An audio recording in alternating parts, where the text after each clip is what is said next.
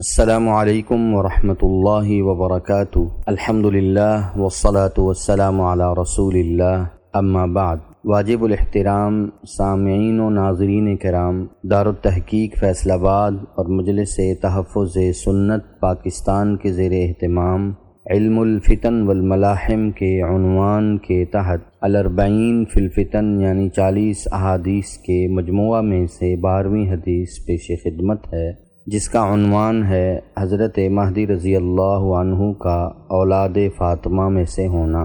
عن سعید بن المسیب رحمہ اللہ تعالی قال كنا عند ام سلمة رضی اللہ عنہ فتذاکرنا المہدی فقالت سمعت رسول اللہ صلی اللہ علیہ وسلم یقول المہدی من ولد فاطمہ۔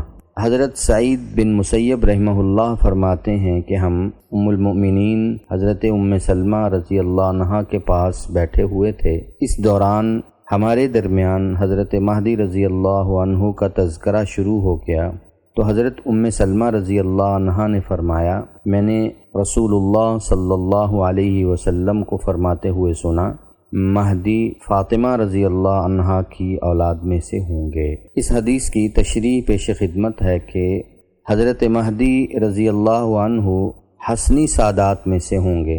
اکثر علماء اہل سنت حضرت محمد ابن عبداللہ المہدی رضی اللہ عنہ کے حضرت علی رضی اللہ عنہ کے بڑے بیٹے حضرت حسن رضی اللہ عنہ کی نسل سادات میں ظہور ہونے کو مستند مانتے ہیں۔ سنن ابی داؤد اور دیگر کتب احادیث کی روایات اسی پر دلالت کرتی ہیں۔